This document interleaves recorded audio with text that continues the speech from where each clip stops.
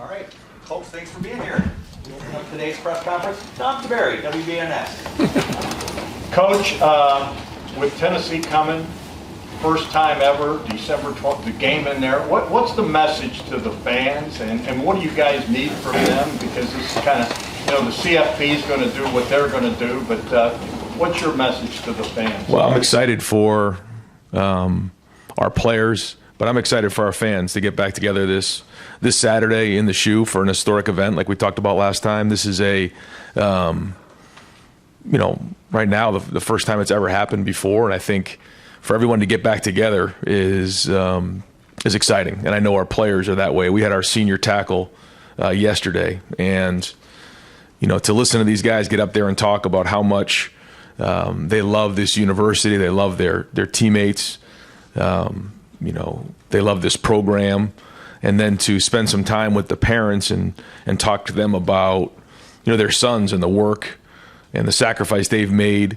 And it was a great day to spend time with our seniors and what they put in. And so for them to get an opportunity to play at home in something like this is great. And but it just is exciting for our fans. And just like our players, the fans are invested in this in a big way. And so it's going to be an exciting day, or exciting night, 8 o'clock kickoff. And this week of work for us is going to just continue to build to Saturday.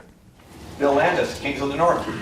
Ryan, you've remarked a couple of times that you made a decision at some point in the offseason to huddle, play a little bit more deliberately, I guess, than maybe you guys have in the past.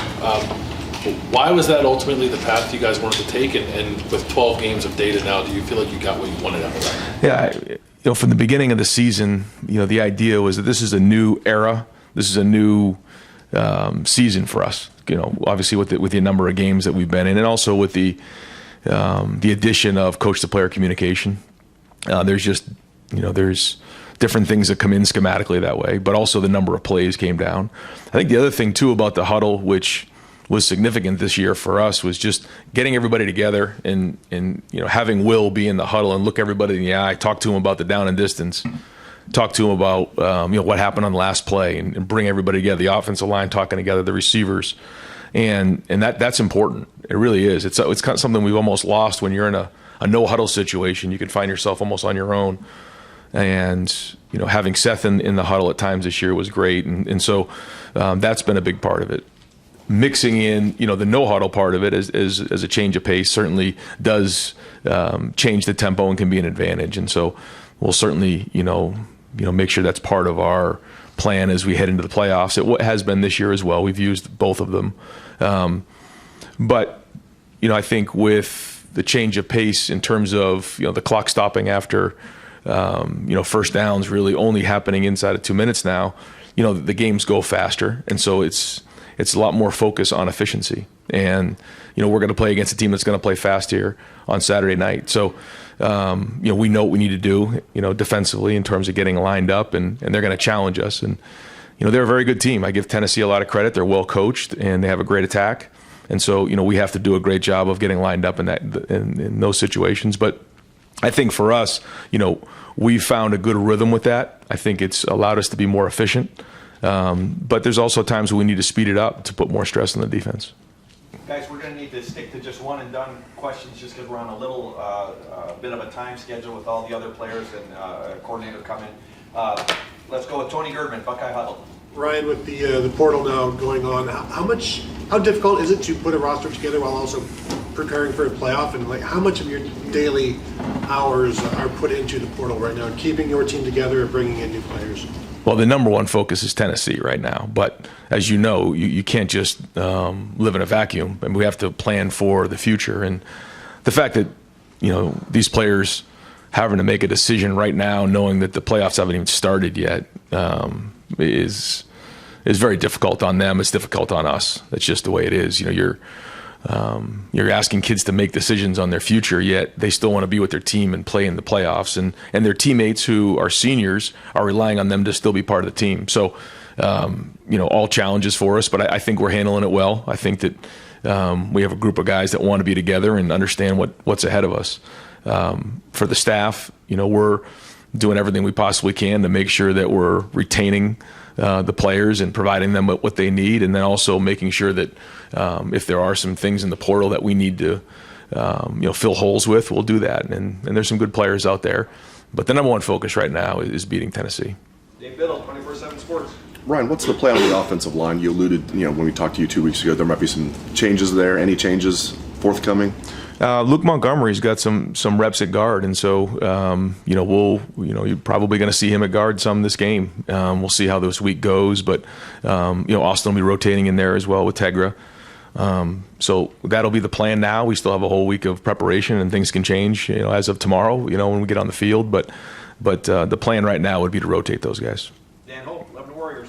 Yeah, with Devin announcing that he's going to enter the portal, is he still your backup quarterback for this game? Is Julian pushed for that job at all? Julian's getting a lot of reps in there, but Devin right now is the backup quarterback, but Julian's right there, and he needs to continue to push in that area, and you just never know how this thing's all going to shake out. There's a lot of football ahead of us, and so we'll need all those guys. And I give Devin credit; he wants to finish this thing out the right way, but he also wants to see what other options are available for his future. And I think it's not an easy thing for him to do, but I give him credit for wanting to finish this thing out the right way. Spencer Holbrook, Letterman Row. Yeah, with Luke, what did you guys see in him that maybe you didn't see after the Simmons injury and then after Seth's injury that made you guys think, like, okay, he can go play in a college playoff game? Well, I think after the Penn State game, we got a lot of confidence coming out of that game with Carson playing guard. He really stepped in and did some great things. You don't always know what you're going to get until you get into those game scenarios, as you know. And then when Seth went down, we went back to Austin because he gave us the most experience, at least coming in from from the first few games when Donovan went down. And Luke was still coming on; he was getting better, but we just felt at the time that was the right move. And there was some good plays and some not so good plays coming out of the Indiana game. And then after assessing the last game, we feel like Luke deserves an opportunity. And I don't know if it's that he's done that much more than maybe he's done in the past, but he was close anyways, and so now it's about time to give him an opportunity. Stephen Means, Cleveland.com. Following up on that, let's use the word experience. You used that when you chose Carson against Penn State as well. Is it easier to not go with the guy who's been through it before when you've got 3 or 4 weeks to prepare for a game versus a week-by-week basis? That's right. Does that go into things? That's right. Yeah, exactly. The more reps you get at a concept or a play allows somebody who's in that role to adapt quicker to some of the things they may see in the game and have a better handle on the game plan. Over to the right, Dave Holmes, WSYX. I know the media schedule, you're doing more this week, I've noticed. I think that's CFP regulated. I'm just curious, is there anything else different about hosting a playoff game that you've noticed logistically than just a standard game at the Shoe this week? No, I think we're staying on the same routine that we've been on. We're going to still use some of our playoff experiences to use as a reference for this game. But when you look at it, first off, it's a quick turnaround. There was a week where you're in limbo, and then on Sunday you find out you're playing Tennessee. You have 1 week, and now you're in the game week. And so what we try to do is continue to stay on the game week routine. I think that's the way to go. When you play in a bowl and you have a lot more time off, then it's different. You get some of the young guys work, some of the older guys spend a couple weeks resting, working on Indy, but not getting as many reps. This we pretty much stayed on a game routine, and we did that last week. We had our Sunday, today's our off day, and Tuesday will be a normal Tuesday for us. So it's been pretty much like a game week for us, and we're going to keep it that way. Joey Kaufman, Columbus Dispatch.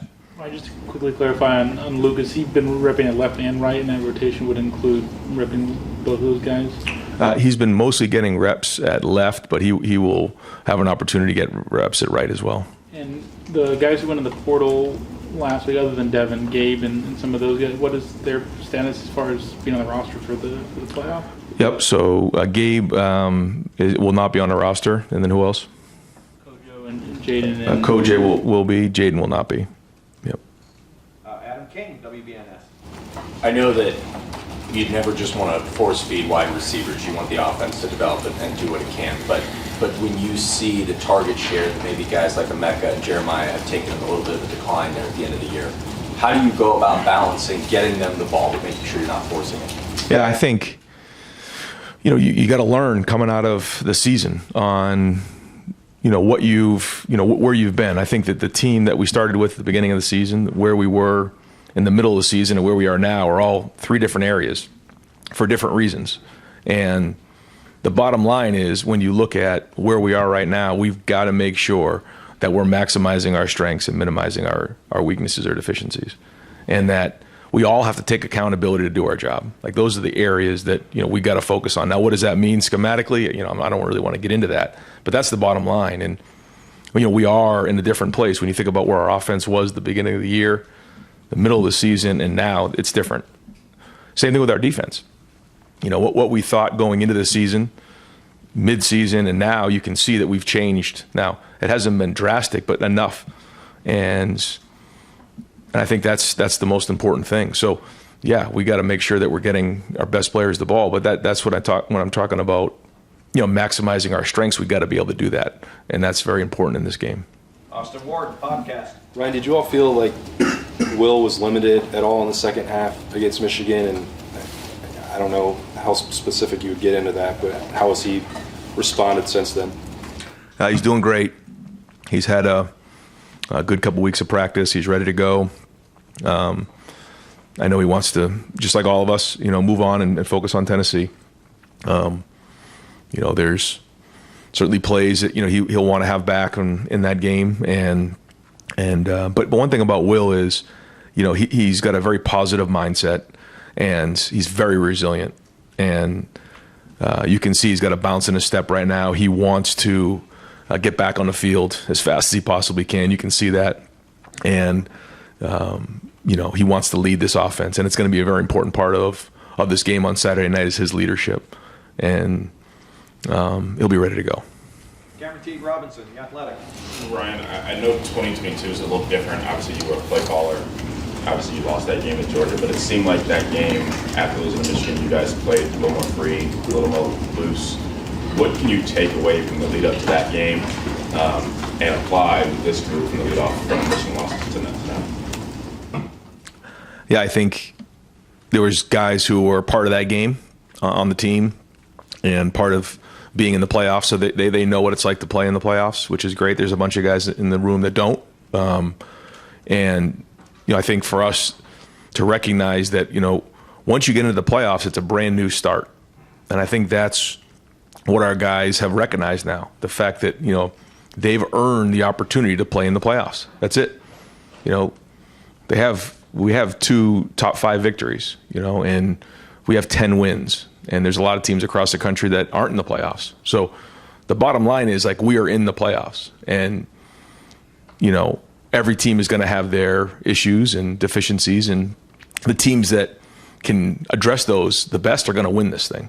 And that's it. It's a new era. It's a different time. And I think our guys recognize that. And I think, the guys, especially who played in that game, also realize that, no matter how the season ends, that game is coming, and you got to learn from it and grow from it and go from there. And sometimes you can be really, really close to something and not realize it. And what you have to do is just keep pushing forward and keep rolling and keep going. And that's been the message to our guys. Pat Murphy, 24/7 Sports.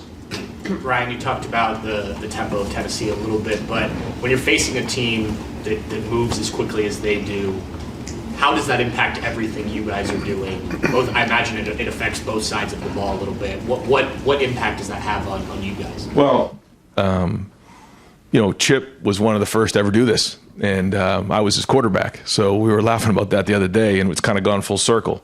And the idea of their offense, first off, they're very, very well coached, and they have a very, very good plan of what they do. And they play physical, and they run the ball up inside. But when you're going no huddle, the first thing they want you to do is they want you to not get aligned, and they want you to not communicate well. They want to stretch you horizontally. They want to stretch you vertically, get you in space, and then obviously not run to the ball and get tired and those type of things and play undisciplined. I mean, that's the whole idea of it, and that they're going to be in better shape than you are at the end of the day. So, we know what that style is. We know what the philosophy is, but it doesn't make it easy. It's like playing an option team. You don't really understand it till you're playing against it.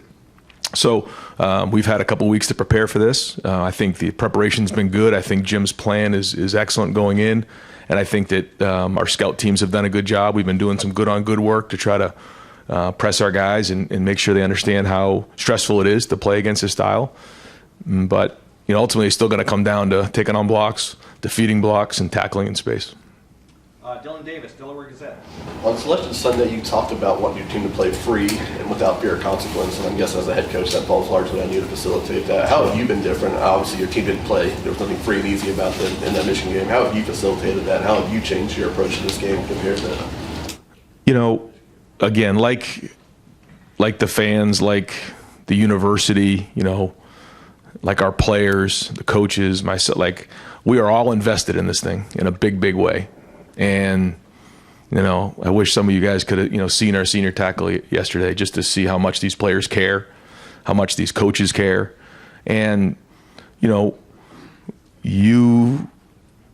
as the season goes on, you continue to build and grow, and you just build this brotherhood together, and you're invested in each other.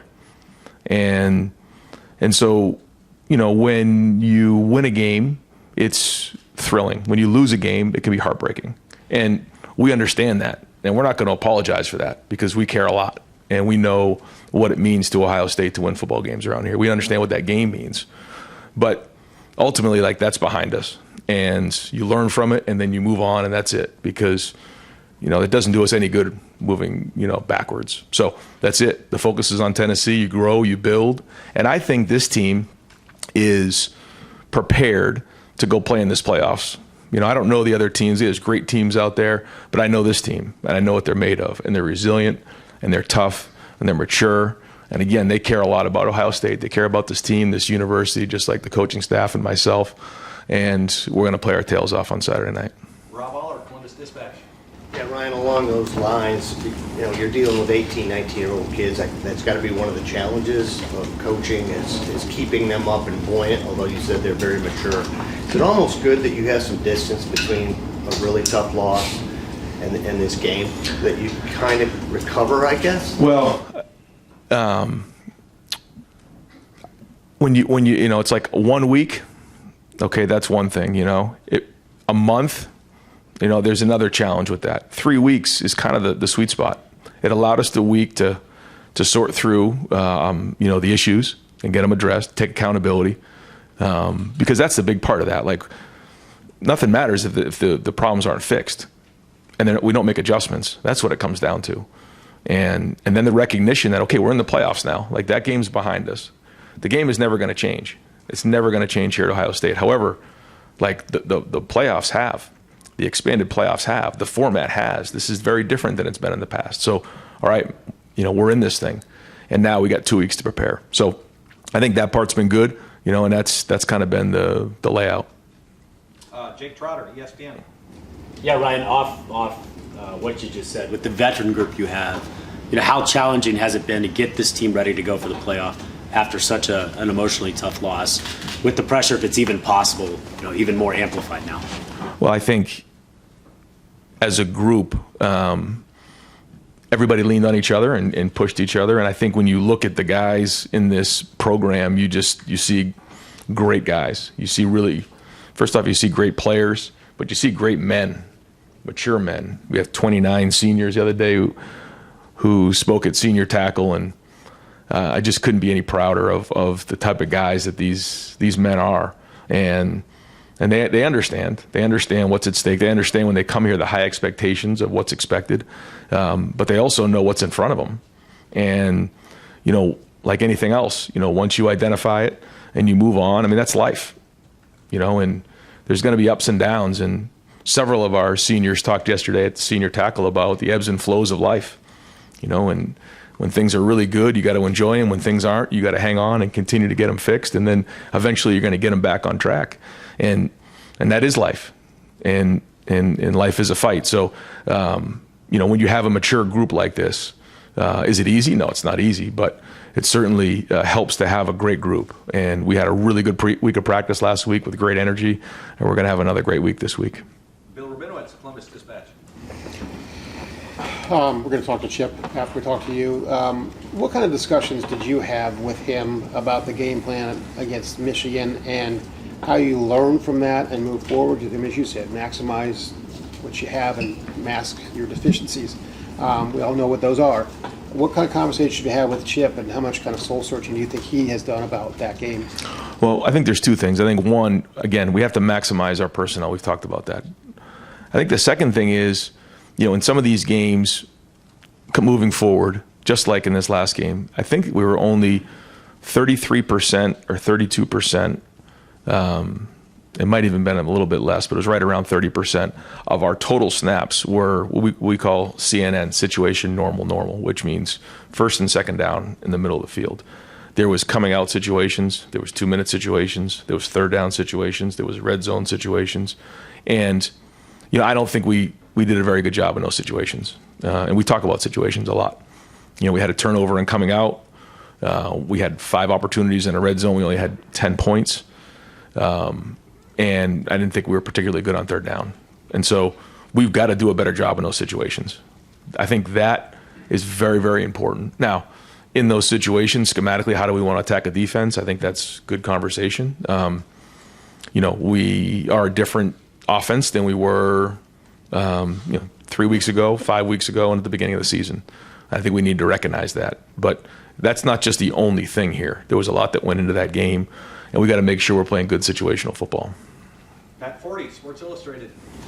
Ryan, you've had a couple of really good semifinal performances in the playoffs against Clemson and even the loss to Georgia. Is there anything about the experience of getting ready for that you can channel into getting ready for this one? I think so. I think when you're getting ready for a game like this, the preparation is critical. I think you got to do a great job identifying your strengths versus them. And like normal in these situations, you're going against an opponent that you don't typically see. It's a team from another conference that isn't something that you're used to seeing. So you don't always know, how does this team play, or what is the competition like when it's not apples to apples. So I think you have to do a great job of predicting that and making sure that you put your guys in the best position to be successful. And also making sure that you're doing enough things that and enough change-ups along the way to create, plays for your team. And so I think that's very, very important. I think it's important early in the game to have some confidence, to get some early wins to build confidence in the game. This one will be different though because it's at home. So, I think we've talked to our team about that part of it, and I think we have enough guys in the program that have been in this environment before, so there is a reference point. And final question for Coach Tim May, Letterman Row.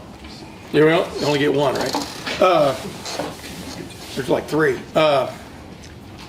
Several coaches around the country now donating, I don't know if that's the correct term, donating back some of their salaries in millions of dollars and stuff. And number one, would you be interested in it? And number two, do you see that as sort of a trend in major college football moving forward with the revenue sharing coming and all this stuff? I mean, I've just been focused on this game right here. But I can tell you that there's always different things that everyone's trying to look at to figure out how to raise money for NIL right now. There's no question. And I know it's a daily conversation here at Ohio State to try to figure out how do we best provide those opportunities for our players. I mean, that's the bottom line, because as we talk about recruiting right now, whether it's high school players or in the portal, it's just a major part of the discussion. And everybody usually starts with, well, NIL is not the number one thing, but it quickly gets to that. That's life. And the numbers that people are talking about nowadays is very important that, we're on the cutting edge of that here at Ohio State. And, those numbers right now only seem to be going up. I know that with the revenue share, there's a plan to put a cap on this. But right now, those numbers seem to be going up, and so we're always looking to find ways to raise more money. Yeah, I didn't mean to hit you sideways with that. Let me ask one thing. The fact that your team played in a cold weather game against Michigan and stuff, does it give you a little bit of a head start on what's coming on Saturday with temperatures in the 20s and dropping? I mean, that's a little getting used to, no matter if you live up north. It does, yeah. And being outside last week and practicing outside and acclimating to the weather, it makes a big difference. We'll be out there today, and it's like playing in the playoffs. Talk to them about being in Kansas City or up in Lambeau or Buffalo Bills in the AFC Championship game. I mean, that's what it's all about, is playing these types of games in December. Not that, maybe growing up they thought that this is what it would look like in college football, but here we are, and our guys are excited about it and excited about being at home, and I think they're excited about the weather too, because we've been practicing it now for a few weeks. Thanks, Ryan. Okay. Thanks very much. Yeah.